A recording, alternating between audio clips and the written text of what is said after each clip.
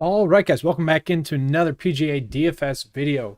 Going live for the Honda Classic here, and honestly, it feels like it's been forever ago since I did a live stream. Even though it's just last week for the Players Championship, for some reason it seems a little bit longer than that. I don't know, just a weird week, I guess. Part of that reason could be because I'm going to show you guys a new tool here during today's live stream. That's two new tools this week. So got the custom miles page for you guys as well. You guys know that from pretty much yesterday's videos. Still in beta there. And then we also do have another thing coming to you that I'll show you guys on this video. It's going to be more for like seeing which players play better in certain weather conditions, course designers, type of greens. Now, I don't necessarily always agree with that. I feel like that is more or less just wasting time here and there, but you know, if you do have that time, it doesn't hurt to take a peek at it. So I have included that. And then I do also want to start off by saying I am going live on a new camera here. So hopefully it's not laggy or anything. If there's any issues, just give me a message in the chat there. The chat is going live already here. So happy St. Patty's Day, everyone. Yes, honestly, that's going to ruin kind of a, I'm going to do some recaps here from the previous week when I do this live stream at the start here. So kind of just my joke here is that, you know, it's St. Patty's Day. Last week was a great tournament. Had some, you know, a bunch of weird shots. Bryson shot where he topped it. Obviously Lee Westwood hooked it a good mile and a half, it seemed like. And now my camera's out of focus. What's going on, baby? Let's see if we can get that back in focus here. Well, whatever. But we had the Vegas bomb from deep, so maybe I'll just take a couple of Vegas bombs here today to celebrate that. Let's see if we can get this camera figured out. See, this is the issues that I have switching to a new camera sometimes. It's trying to. It's okay, whatever. But even last week, I mean, we got news that DJ's not going to play in the Olympics, which to me, kind of an interesting thing there.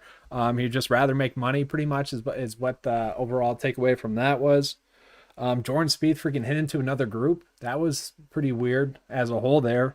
Then what else do we got here? Oh yeah, Rory trying to chase Bryson's numbers. I don't know about you guys, but I thought that was kind of weird. The fact that he's chasing his numbers and not actually trying to like mimic his playing style, that to me was pretty interesting there. Look at that simple touch. Like if you're gonna mimic Bryson, you want to mimic his mechanics and what he's been doing like personally instead of like trying to chase his numbers. That just to me is common sense. We saw the Bryson versus Lee Westwood showdown too, and they both sucked pretty much on Sunday. JT, I mean, that's the story of JT's career. Him winning last week literally was a cut sweat up until like the 14th hole, was able to figure it out, made the cut, and then boom. Obviously, he was off and running. It was a great round 3 showdown pick. That was pretty sweet to see. And then no one else really saw this, but Adam Scott, there was a fan last week that was literally looking down at their phone, and they walked past one of Adam Scott's horrible drives last week and picked up the golf ball. And then like literally a split second later, he realized what he did and just puts it back down right where it was. I'm like, how dumb do you have to be to do that? Honestly, like, it's just crazy to me that is still like a thing. Like, how dumb are you to do that? I don't know. It's just something weird. Every shot, every golf, got to see that. It was just a fun tournament as a whole, though. Even though, freak, 3 out of 6 was the norm in PGA DFS contest there. So that was kind of crazy. But let's see here. Getting caught up here. So what are your thoughts on Lowry and Henley? And then we got Brant there saying Wisconsin weather sucks. It does, man. It really does. I was going to golf this week. That was my plan, was I was going to golf this week, and then the weather had different plans for me. So I actually might try to hit up a hill this weekend just to get that last, I guess, if you will, skiing session in before the end of the year. We'll see here. Hopefully it doesn't. I'd rather it melt so that I can go out and start playing some golf again. But yeah, let's get into some of the picks here and questions here for the Honda Classic. So we got the question about Shane Lowry and Russell Henley. So those two are actually kind of interesting, and I'm actually going to pull them up on the new tool here in a second, but we'll just pull them up here to kind of compare them as a play on the player cheat sheet.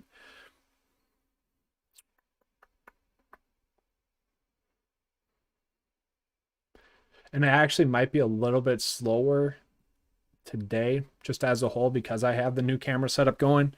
Might need to make some slight adjustments here and there, just so you guys know. But yeah, just kind of comparing them. I do like Henley a little bit more.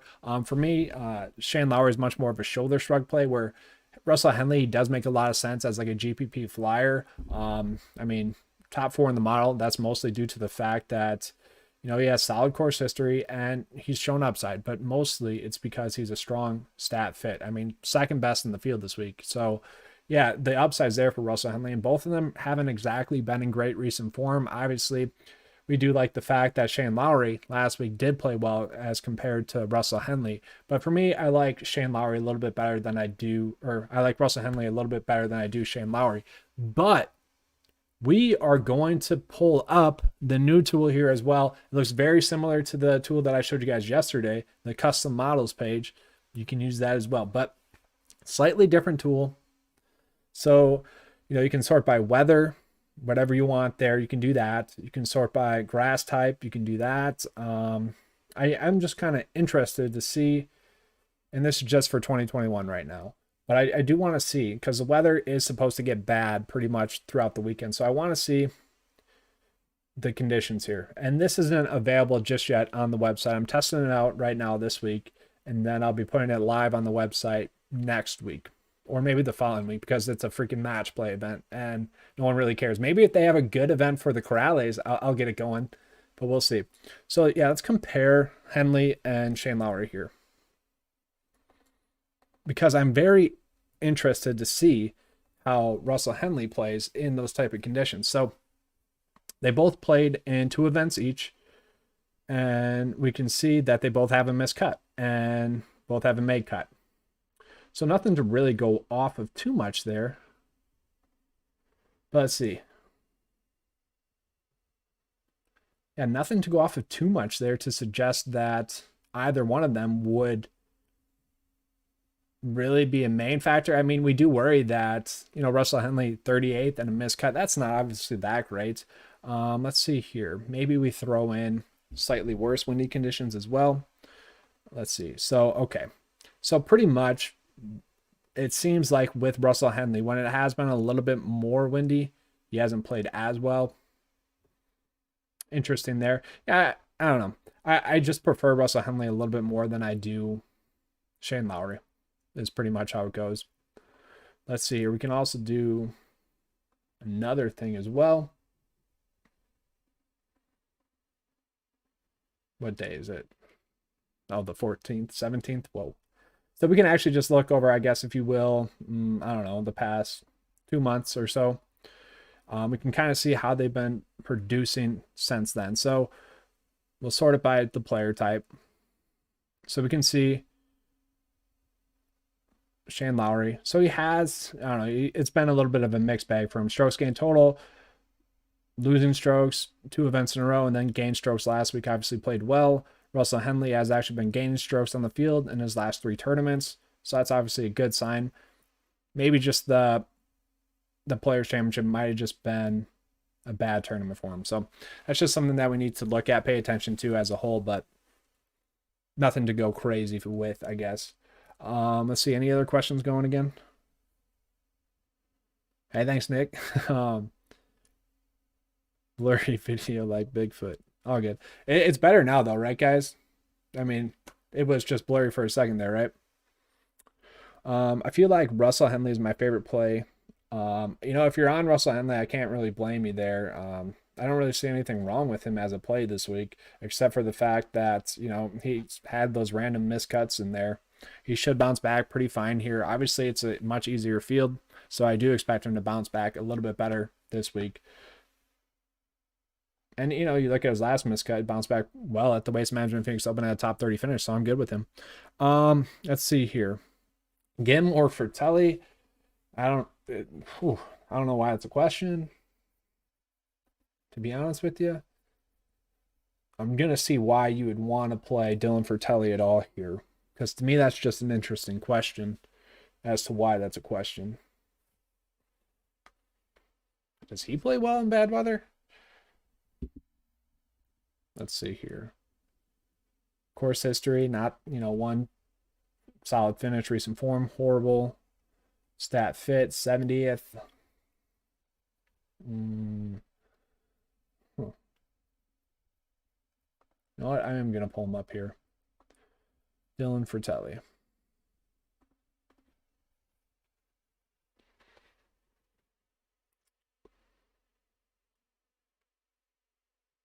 You know, I'm not really seeing why you'd want to play Dylan Fratelli as a whole. I'm actually going to just sort this by the stats that I really want for this week as well.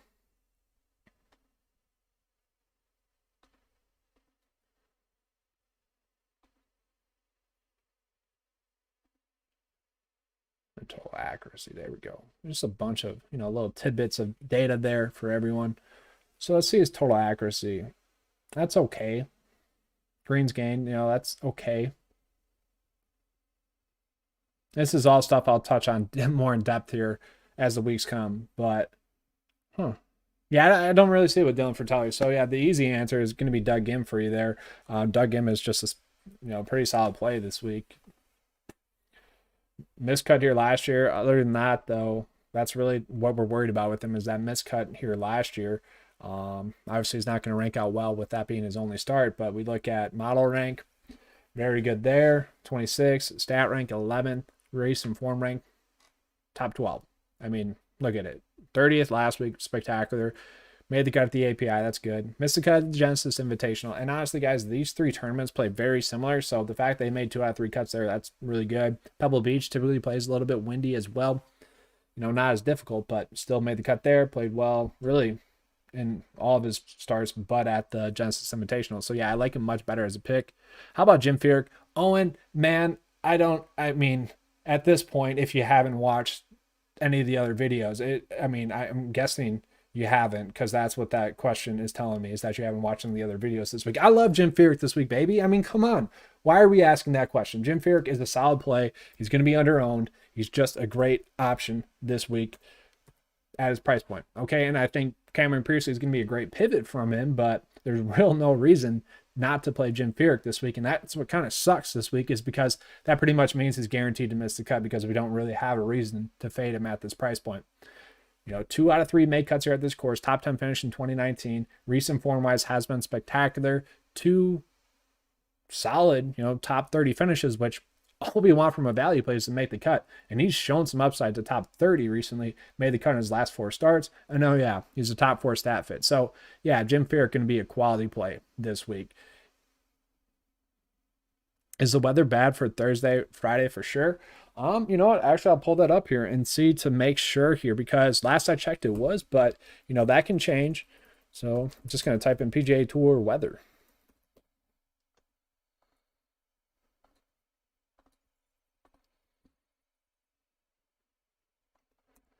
The Classic. All right, let me pull that up. So yeah, what we're expecting for the 10-day forecast here. Thursday, 18 mile per hour winds, which would be kind of fair. Friday, 11 mile per hour winds with some thunderstorms.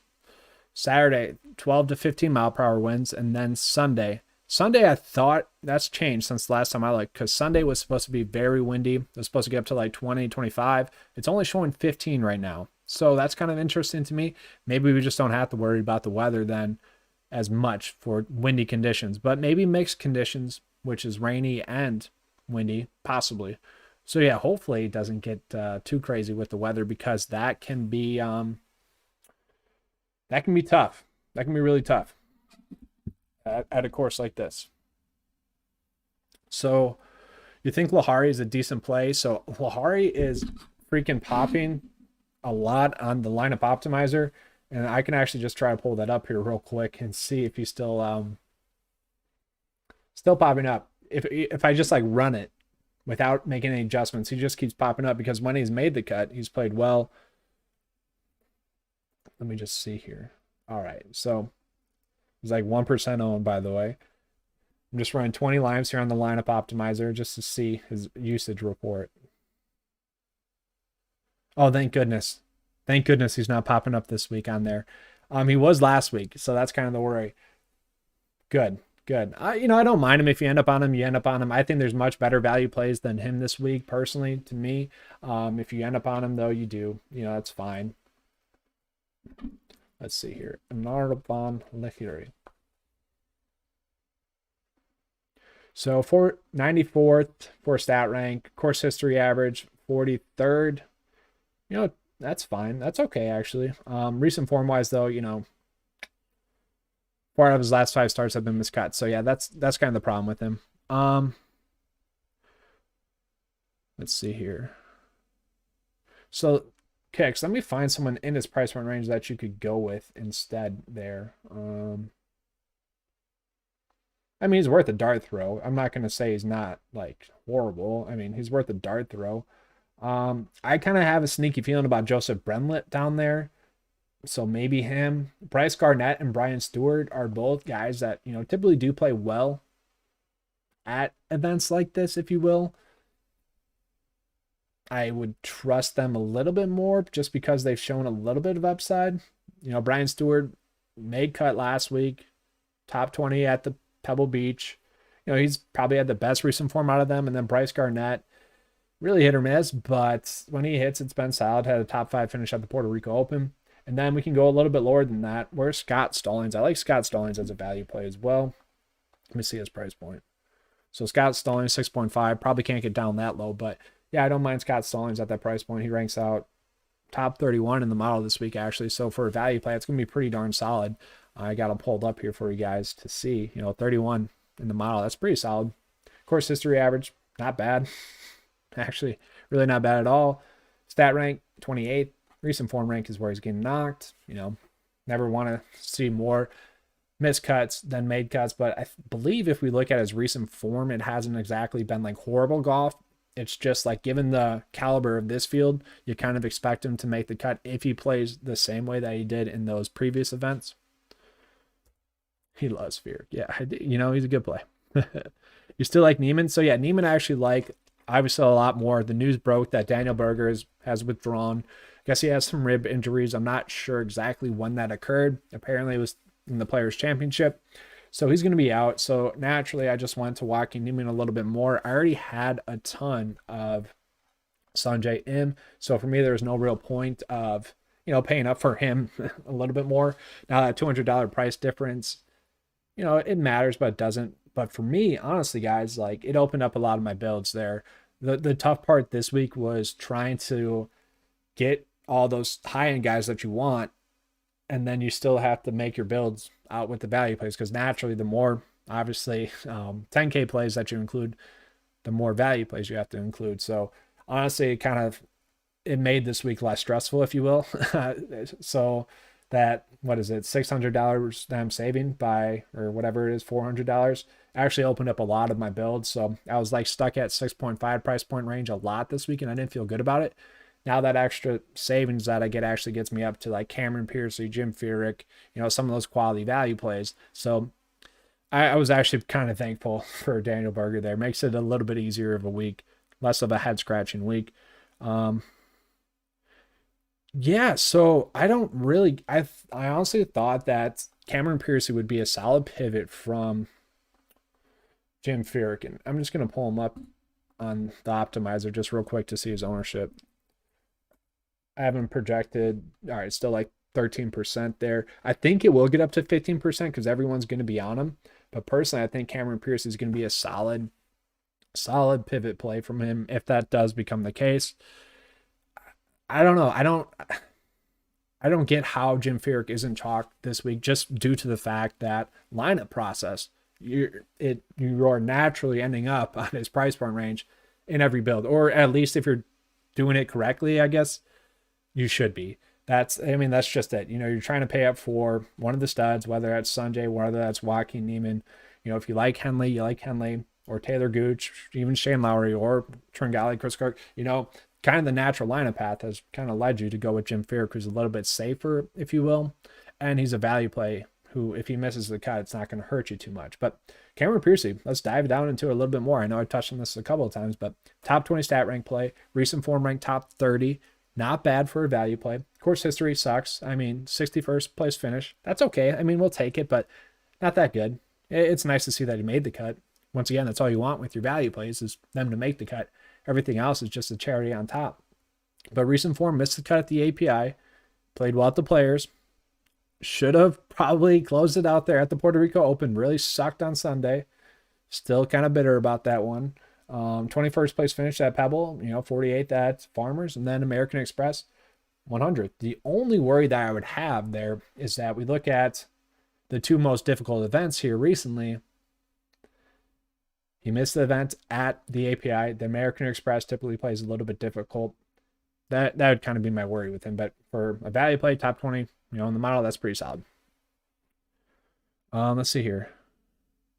Yeah, so Bo Hog there. Yes and no. I mean, I'm fine if you end up on him. Like, given the same reasons that I like Scott Stallings, it would make sense to play him as well, just because he played bad last week, but then again, it was the Players Championship, different mentals going into it, if you will. So yeah, I could see it. Before that, I had been playing great golf. Obviously, if you adjust for the field strength, most likely going to make the cut. What about Pat Perez? Not feeling Pat Perez this week. Kind of just as simple as that. Yeah, Daniel Berger with Drew. Is Cameron Davis getting talked up? I mean, I kind of get it. We'll pull him up too. Let me see Cameron Davis's ownership. And that's something I'm probably just going to include on this slide is ownership here going forward. Once again, that's still something that's kind of just in beta for the most part. Mostly for the custom models page, I wanted to add that in there. But let's see. So Cameron Davis. Yeah, freaking 15%. That's pretty high up, and that probably will get a little bit higher. But honestly, I get it. A lot of the times it seems, especially this year, people really do not care about recent form. Okay. And I typically do. I tend to care a little bit more about recent form than other people do. So I can see why they're talking him up. People will just see a miscut and they're like, F it. That doesn't matter. Which, especially this week, I could kind of get that approach. I get that. Because before that, I had been playing great golf, honestly. So, one finish that wasn't, top 35. So, makes sense. Ranks out top 8 in the model this week as well. So, I don't really think he's a bad pick. I just hate the recent form. And for me, I can't be on someone that much with that poor of recent form. And that's something where, let me pull him up here on this page here. See how he's looking. Once again, this right here that I'm showing you guys is something I literally finished a solid hour before the live stream here. So it's not all perfect just yet. And it's just something, that I'll be working on here. But I am kind of interested. So I don't know why I did that. That was stupid. All right. So the Players lost strokes a little bit there. Miscut. Arnold, not horrible. Let's see why he kind of sucked. I could honestly see it with Cameron Davis now that I'm seeing it. Huh. Okay. I kind of get it with Cameron Davis. Definitely only a GPP play, but not bad. I get it. Let's see here. So, who's your favorite play on FanDuel? I'll get to that in just a second. Brendan Steele. Man. The problem with Brendan Steele is it goes kind of back to the theme this year is that, he's priced at a price point range where you kind of just naturally end up on him just because he seems like the quote unquote safe play. Kind of just, he's not checking all the boxes, but given his price point, you just kind of naturally end up on him and you feel good about it because, one miscut here. Besides that, solid finishes and solid recent form. So he's fine. I like him as a play. Plain simple there. But yeah, let's get into the FanDuel picks.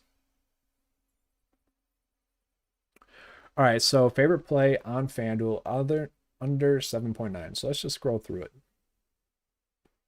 And I'll do the FanDuel lineup process here for you guys. So Sink, I mean, I don't love him, but he's a good stat fit, so it wouldn't surprise me if he played well. We got Scott Stallings there again. Brian Stewart, I don't mind. Bryce Garnett, I already mentioned.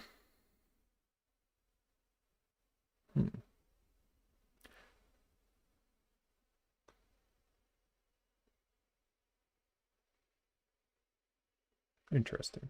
Honestly, guys, Vincent Whaley at the minimum price this week, I feel like he's going to make the cut. Okay. I just do. He's mint on DK. He's mint on FanDuel. I kind of think he's going to make the cut.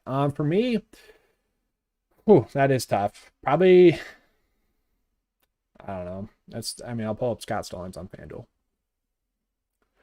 So, one bad round at the Players Championship, 2 made cuts at the Farmers, not really that bad of a finish. 80th, that's fine. American Express, not that bad. You look at his missed cuts and they're not exactly horrible. So I'm kind of hanging my hat on the fact that, kind of given the reduced quality of the field this week, that he should be able to go out and, make the cut. So I guess if I had to choose someone down there, it would be Stallings. Don't feel great about it. It sucks that you can't afford to pay up a little bit more because you have Cameron Piercy right there. $100 more and you're sitting pretty. But yeah, it's just kind of talk about the lineup process on FanDuel this week. You can play, yeah. Charlie's got a good point there. So he's saying you can play Piercy and Furyk and load up with other 4 plays, elsewhere. I kind of agree with that. So pretty much after those 2, it does drop off a ton. Some decent plays, but yeah, it does drop off a ton. Like the predictability, I guess, drops off a ton there. There's some okay value flyers that you could go with, but it does really drop off predictability-wise after Piercy. So you could, on FanDuel, you could really load up on some of the studs here. So if you wanted to, this might be a little bit too crazy here. Yeah, just a little bit too crazy. All right, we'll go Doug Gim. That's a nice price point for him. And let's see. There's one player here. So actually, Adam Adams kind of catching my eye. Call it a gut play. Don't mind him. You could try to get a made cut with like Zach Johnson. Obviously, doesn't have the best course history here, but no missed cuts. Made his last 12 cuts on tour. He's playing well. I like James Hunt as like a GPP flyer. Feel like he's going to be a solid upside play. So actually, I think we'll go Furyk and then we'll go Cameron Piercy here. So not exactly perfect, if you will, but you're getting probably the best 2 players this week with Sungjae Im and Joaquin Niemann. Then you're getting Taylor Gooch, who casually kind of checking all the boxes, if you will. And then Doug Gim, a solid stat fit. Jim Furyk, solid stat fit. Cameron Piercy, kind of just the next best there. I already mentioned him a decent amount. That's a quality build right there for you guys for FanDuel. Maybe if you wanted to go a little bit more fair and balanced, you could do that. Let's just kind of do one of those real quick. Let's clear that. Let's see. Russell Henley, Taylor Gooch. Can we get Doug Gim in there? Probably not. Yeah, probably not. So let's go off of Russell. He's such a good stat fit for a GPP build. We'll go a little more fair and balanced there. Let's see. Man, that's risky putting Cameron Tringale in a build like this. So this is the lineup process this week. Typically, guys, I don't want to throw in guys that, have a higher likelihood to miss the cut. So like Cameron Tringale, Doug Gim, and even like Chris Kirk with horrible course history, you're bringing in a lot more potential to have a missed cut. Obviously, this would be a GPP only lineup, but then you could fit in Cameron Piercy, AK. You're not sitting horrible there. This is a week where I think, 5 out of 6 should be sitting pretty for you guys. That's going to be a solid lineup this week for you guys. So not bad at all. So let me get caught up on the questions here, and then I'll be wrapping up in a good 5 minutes or so. Actually, let's switch to this one. All right, so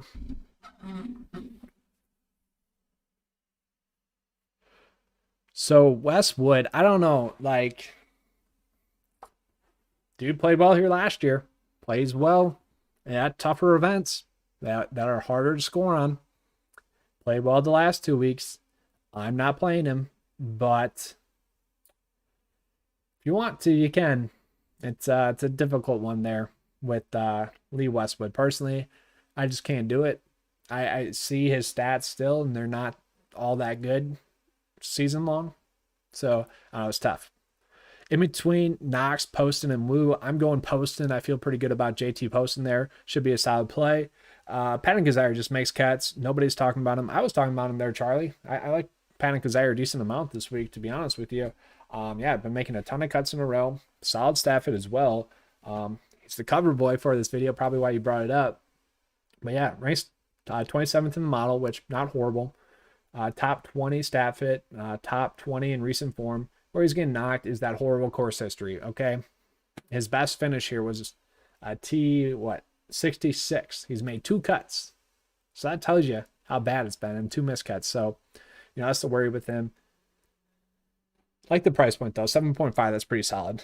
So Jerry's wondering about Adam Scott. So Adam Scott, I don't mind Adam Scott this week, but I don't like the price point. Okay, if he was like 9K, I'd probably just lock him in. It's just the price point thing for him, for me. You know, he's not really grading out horrible in the model, top 17 in the model. That's mostly due to the fact that, you know, pretty solid course history, 1 miscut, 2 solid finishes. Recent form hasn't been great, but he's made 12 straight cuts in a row, so I really can't say it's bad. You know, stat rank is horrible, but he's 13th in strokes gained differential, so he's been finding ways to go out and play well whenever. So, yeah, I don't mind Adam Scott. If you're ending up on him, you're ending up on him. Not going to talk you out of it.